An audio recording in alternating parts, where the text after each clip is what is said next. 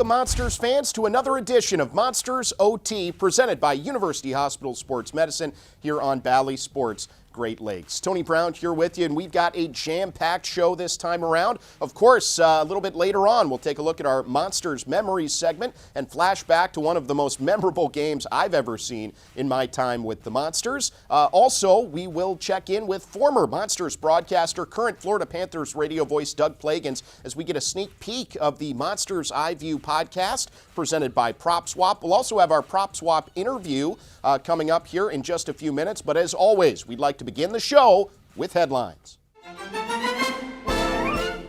First on headlines, we wanted to talk about the slate of recently rescheduled games on the Monsters 21-22 season schedule. We know there was a period of time during the season in which the Monsters had 7 of 8 games postponed due to COVID-19 considerations. So here are some updates as to when the Monsters will be back in action. So the game that was originally scheduled for New Year's Eve at Wilkes-Barre Scranton will now take place on January the 24th at 7 p.m. The Monsters were scheduled to take on Utica at home on December the 16th. That game will now take place on January the 30th at 5 o'clock at Rocket Mortgage Fieldhouse. There were a couple of games there on the 22nd and 23rd of December that were supposed to be home dates against the Chicago Wolves.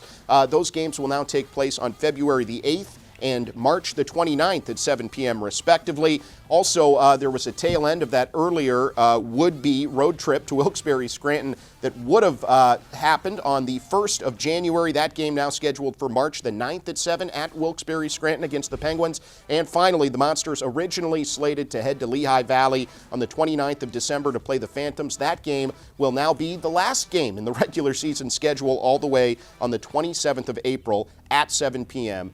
at Lehigh Valley. Moving on headlines, wanted to remind you guys about an interesting wrinkle in the AHL last year that is back, at least for the time being, and I'm talking, of course, about taxi squads. So for those that don't know, taxi squads were instituted last year during the shortened COVID-19 season as a way for NHL teams to keep a stable of players available for call-ups, players that would be with the NHL club but not officially on the NHL roster. Anyway, taxi squads are back, and the Monsters have seen a little bit of an impact there with some key players called up and serving in that reserve role for the Blue Jackets. So certainly something to keep our eye on as the rest of the 2021-2022 season unfolds. And finally, on headlines today, wanted to give you a quick update on what we like to call the I-71 report and talk about some recent call-ups by the Blue Jackets from Cleveland, guys that have played with the Monsters that are currently with the Blue Jackets. Just update you on their recent exploits. We'll begin with Jake Christensen. He's been one of the Monsters' top players all season. The defenseman most recently called up to the Blue Jackets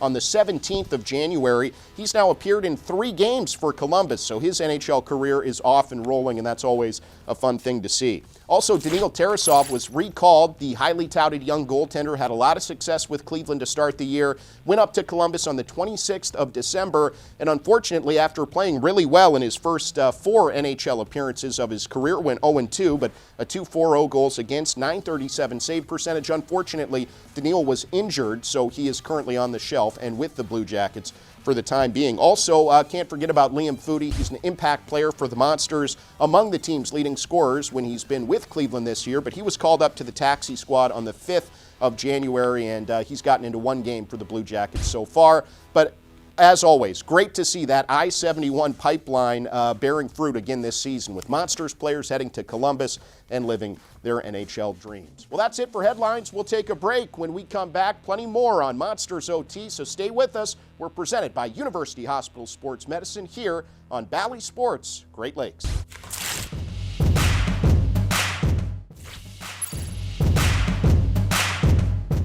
Today's interview is presented by Prop Swap. Prop Swap is where America buys and sells sports bets. The football playoffs are here, and Prop Swappers are cashing in. Find the best odds on Prop Swap when you buy directly from other bettors. Go to PropSwap.com or download the free Prop Swap app today. Welcome back, everyone, to Monsters OT, presented by University Hospital Sports Medicine here on Bally Sports Great Lakes. Well, this time around on our Prop Swap interview, we're happy to be joined a little bit earlier by Monsters forward Justin Scott. So let's take a listen to that conversation. Time for our Prop Swap interview this week. And as you can see, we're on the road in Syracuse and happy to be joined by Monsters assistant captain Justin Scott. Scotty, thank you so much for taking a few minutes here. Let's just start our conversation with, let's start the conversation, with just, this season. You guys are now about halfway through the year. You've endured some adversity for sure, as have many teams with COVID-19 and just this environment that we're all in right now. But where do you think your team is currently this season in terms of where you want to be and where you're headed? How are you guys playing up to your potential right now? Absolutely. Thanks for having me, Tony. I think first and foremost, like you said, there's been some ups and downs, and like you said, dealing with a bit of adversity. I think a lot of teams have been dealing with the same, and right now, obviously, our record's sitting at 500. But personally, I think there's only one way up for this group, and that's going up and stringing together some wins and putting together some good hockey down the stretch here. And I expect us to do that. Yeah, for sure. I mean, this is the kind of question we sort of asked throughout the year, but I wonder, as we've gotten now halfway through the season, if you could think about your group and think about when you guys are at your best, sort of what kind of a team are you? What have you guys evolved into this year? And what makes you, a challenging opponent for the rest of the league, rest of the division when you guys are at your best? Yeah. I think when we're at our best, I mean, it's every line's going. It's, we're doing well on the special teams. I think it's, we're moving pucks up north. We're playing quick, and, you hear that all the time, but I think our identity as a group is simple, hard. And, there's a lot of skill in this group. And I think, you've seen it in the past, with, certain plays, angle with the Michigan, and, a lot of promise with the skill. And I think it's just a matter of just being consistent. The schedule is getting pretty intense, and I think that's a difference for some of the younger guys from last year versus this year. And I think it's going to be a good challenge, and I think that's everyone's getting, especially the younger guys, we're getting used to the pro schedule and the pro grind, but. I think overall our makeup as a team is just a strong team throughout, starting from the forwards, step back to the goalies. Yeah, it's interesting you mentioned that the younger guys getting used to the pro lifestyle and the pro game and all of that stuff. As someone now who is a leader on this team and has been for a while, what's your guys' role? You guys that wear the letters, what's your role with the young players in sort of shepherding them along here and getting them accustomed to, on and off the ice, what life is like? That's a new dimension to your role with the team, I would imagine. Yeah. I mean, I think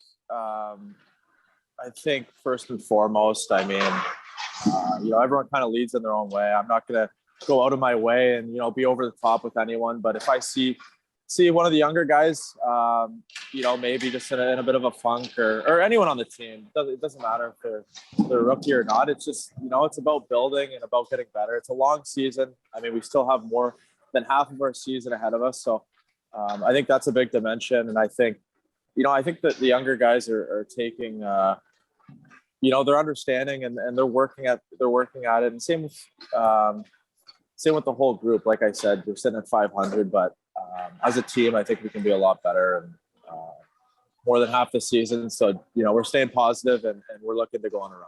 Let's take a little step back here. I wanted to just ask you a little bit about just your career more broadly. I mean, we've talked a lot about your time in Cleveland and how much you've enjoyed being a part of the community and the organization and all of those things. But, if you go all the way back to your junior days with Barrie, I mean, it's not too common for a guy to be able to play their entire junior career with just one team and then play their entire pro career with just one team. And I'm wondering how that stability has helped you throughout your career, whether it's in the off season, just knowing where you're going to be the following year, or having the familiarity on the first day of training camp. How has that consistency helped you really from day one up until now in your career? Yeah. I mean, I guess if you're counting junior and pro, it'd be about 10 years. And I haven't really thought too much about it, but obviously it's nice. I loved Barrie, the city, the team, and just as far as the OHL is, like I feel like it's one of the top teams, best places to play. And then you shift to Cleveland, and when I first signed with Columbus, I was hearing about Cleveland, and I almost, it was almost too good to be true, hearing about, playing at the Rocket Mortgage Fieldhouse in front of 10,000 fans a game and in a great city. And no, it's all lived up to the hype that I was told. And I love Cleveland. Obviously, I'm trying to get better each day. I think that that's what motivates me. And but no, yeah, I think Cleveland itself is a great city, and I'm pretty happy, and I'm very proud to have been a Monster for going on 6 years here. Let's leave it on this one. You've obviously been in Cleveland a while. We talked about your longevity, but it's not just you. You've been able to share this experience with the Monsters with a guy like Brett Gallant. Brad Thiessen comes to mind, but let's just talk about Gally here. He's still a big part of this team. What has it meant to you to share this great experience with the Monsters with him and have another guy that's been here that has the same context you do, that's been here that long? 100%. Yeah, I think the first time I met Gally, the initial thing with probably everyone, is he's a little intimidating. But that's now I consider Gally a great friend of mine, and I think when Gally's in the hockey game, it changes. It changes the complexion. It changes the way, after the whistle stuff, all that. And he also brings a lot of energy. I think Gally's a great teammate too. So obviously having Brett in the lineup is, it's an advantage. And but yeah, like you said, I think he's been here. This is his 7th year, and I think he's that says a lot too. He's a very credible guy, and he doesn't only bring a lot on the ice but off the ice too. He's a great leader to the younger guys, and he's also he thinks the game very well. Well said. And the Monsters, I can tell you, Scotty, very lucky to have him and have you for all these years. So thanks for all of your contributions, and also thanks for this today. It was a pleasure. Absolutely. Thanks, Tony. Appreciate it.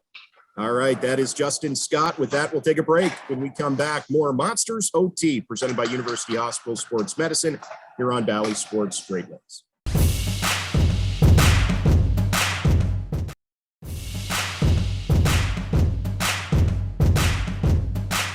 Well, welcome back to Monsters OT, presented by University Hospital Sports Medicine here on Valley Sports Great Lakes.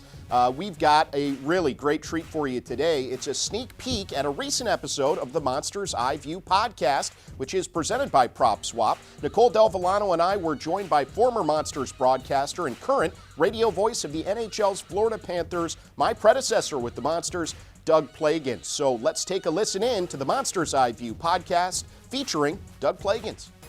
My predecessor is the voice of the Monsters back then, of course, the Lake Erie Monsters, but the spectacular broadcast voice of the Florida Panthers, Doug Plagans, is with us. Doug, welcome.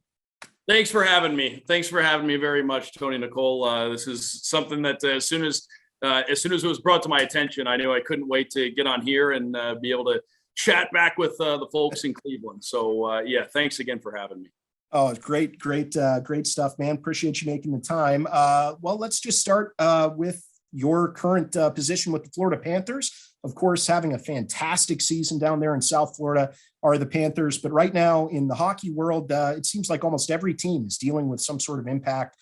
Certainly the Monsters are no exception to that in terms of the COVID-19 pandemic. So just how are the Panthers hanging in there? How are you guys navigating this time right now, which is kind of uncertain sometimes? Yeah, as you know, it's been something there's not a manual for how to handle it. And, we've all kind of just realized from the very start of this whole thing, and, our hockey staff, our business staff, everybody's kind of had the same mindset. You have to be nimble. You have to be willing to adapt. You have to be able to, if there are some curveballs that are thrown your way, you just have to be able to find the best course of action to navigate through it. And the Panthers were hit pretty hard. If you go back a couple of weeks right before the Christmas break, they ended up having a few games postponed. We had at one point going into that, that break and brief pause that the league took. We had 7 guys in COVID protocol going into that. But at the same time, the Panthers, because they had the guys in the COVID protocol that came back, had some guys that were injured, with actual injuries, not COVID related things, that had a chance to mend a little bit. And then coming out of it, the Panthers, knock on wood, have been really the healthiest that they've been all season, since the team came out of the pause. So I think it's something that we've seen a number of teams have to deal with it. I'm sure over the course of the season, everybody is going to be affected by it in some way, shape, or form. It's just how you manage to navigate through it. And I think as a team here and as a league, I think everybody's doing a pretty good job adapting on the fly and being able to make those changes as they see fit to be able to come out of it, on the positive. Yeah, absolutely. Let's talk a little on the ice now. I mean, of course, you said it. It's a dream job, right? To be able to call hockey games for a living. Anyone in our line of work just really appreciates that. But it's more fun, we would all have to admit, when the team is doing really well. And the Panthers are having an amazing season. So how much fun are you guys having down there chronicling this campaign? Yeah, it's been outstanding. This team's one of the most exciting teams in the National Hockey League. And in the time that I've been here as well, when I got here, 15-16 was my first year, which obviously was your first year there in Cleveland, but 15-16, my first year. So now year number 7, time flies by. But over the course of the time that I've been here, I've had the privilege of watching, Alexander Barkov, Jonathan Huberdeau, and Aaron Ekblad, just to name a few. And there have been other guys that have come out along the way, but those guys were here when I got here. And I've been able to see them really go from young stars to then you had Barkov, who carried that tag of most underrated player in the NHL for a while, and people in hockey circles, and we knew how great he was, but he kind of had that underrated tag attached to his name for a while, and then eventually all three of those guys have just been cemented as bona fide superstars. So I've had the chance to see that evolution. And now this season, I mean, they're the anchors, they're the cornerstones of this team. And, but yeah, it's been a lot of fun to watch certain individual players progress and become stars, but to also watch this team, climb the ladder and now find itself as a contender. And I think they're going to be a contender for a number of years to come. What is something you miss about Cleveland? And let's go with the Cleveland area. There's so many things, honestly. You guys might laugh at this, and I miss the seasons and the weather. I do miss the weather. I know. Absolutely, man.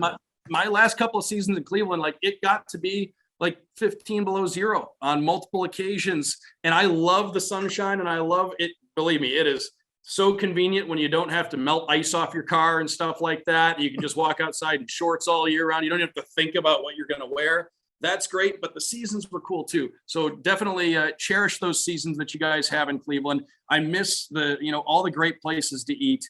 I miss the atmosphere at that we had at how much fun it was at the Monsters games and everything like that. It was a really special place to be.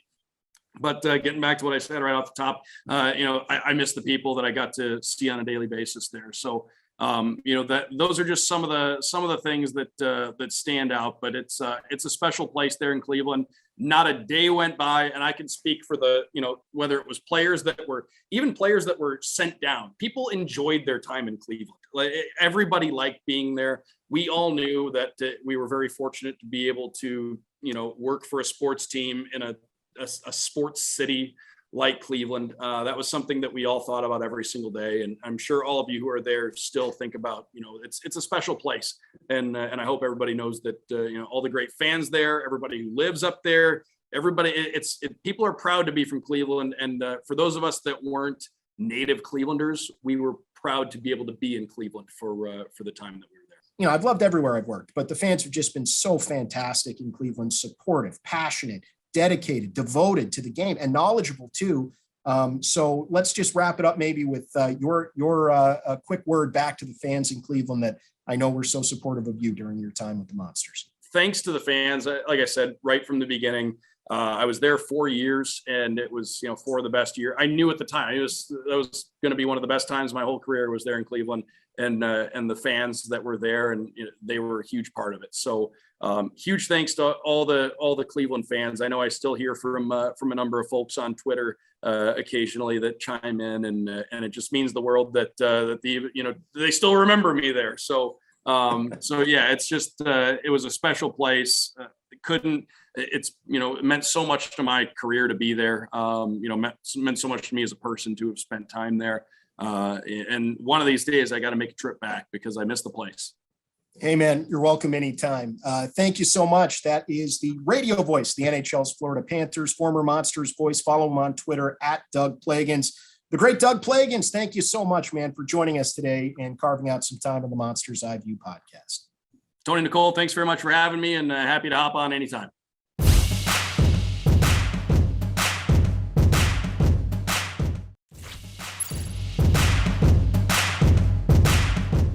Welcome back, everyone, to Monsters OT, presented by University Hospital Sports Medicine here on Valley Sports Great Lakes. Well, as always, a great place to end the show today is by taking a little trip down memory lane. It's time for our Monsters Memories segment, and I'm excited about this one. You talk about a memorable game.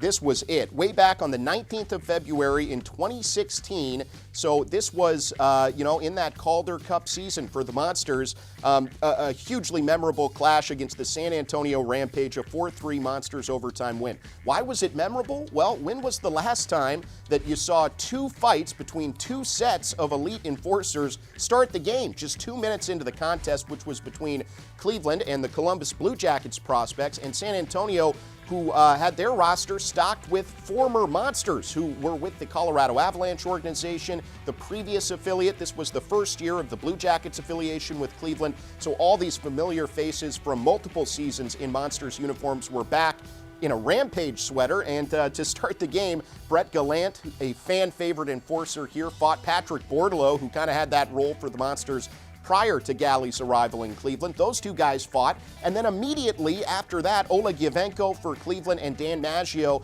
another celebrated former Monsters enforcer, fought again, and both of those were classic bouts with that Gallant-Bordelot fight, probably the most electrifying hockey fight I've ever seen in my life. Oh, by the way, there was a game too. The Monsters able to win thanks to 2 goals, including the game-tying and game-winning goal in overtime from Michael Chaput. Daniel Czar had 3 points in the game. Another name you might remember from the Calder Cup team. Brad Thiessen, who else, got the win in net. And of course, Oliver Bjorkstrand, you might remember him. He also had a goal in that memorable victory. Well, that's it for Monsters Memories. That's it for Monsters OT. A lot of thank yous to hand out today. Of course, as always, to Chris Thomas and Mark Zaremba, to Leo Simone, to Jeremy Hawks, and the rest of our awesome crew, Dave McElhatton and all the rest. We appreciate everybody's effort in getting the show on the air again this month. Of course, thanks to Doug Plagans for joining us on our Monsters Eye View podcast presented by Prop Swap. And we appreciate our interview subject, too, also courtesy of our friends at Prop Swap. That's it for the show, folks. Thanks for watching. Until next time, I'm Tony Brown signing off. Again, this has been Monsters OT presented by University Hospital Sports Medicine. You'll only find it right here on Valley Sports Great Lakes.